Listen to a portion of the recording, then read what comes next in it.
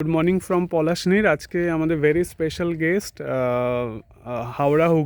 হাওড়া থেকে না, হাওড়া থেকে আমাদের একটা স্পেশাল গেস্টের টিম এসেছেন। দুরাত্রি স্টে করে গেছেন পুরুলিয়া এবং বিভিন্ন সাইট সিন করেছেন পুরুলিয়াতে। তো আমি ওনাদের কাছ থেকে জানতে চাইবো এখানের ফুড হসপিটালিটি এনভায়রনমেন্ট কেমন লাগলো, যদি আপনারা সবাই বলেন। এখানকার হসপিটালিটি খুবই ভালো, রান্না বান্না সবই খুবই সুন্দর, ঠিক আছে, উইথ এভরি অ্যামেনিটিস খুবই সুন্দর। আর এখানে যদি কেউ মোটামুটি নেচার স্টে করতে চায়, এটা একদম perfect spot for nature stay. আর মোটামুটি সাইট সিনও সবই কভার হয়ে যাবে এখান দিয়ে, গাড়িও অ্যাভেলেবেল আছে। ওভারঅল খুবই ভালো।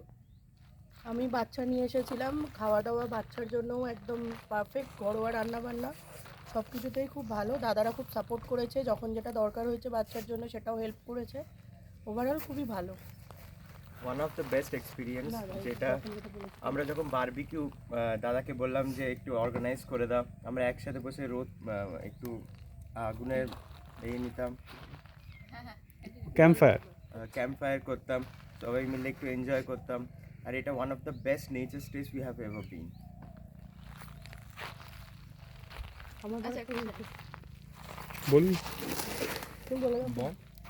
বলুন যেটা না রান্না বান্না আলু তরকারি রান্না বান্না এক্সিলেন্ট, কোনো কম্প্রোমাইজ হবে না।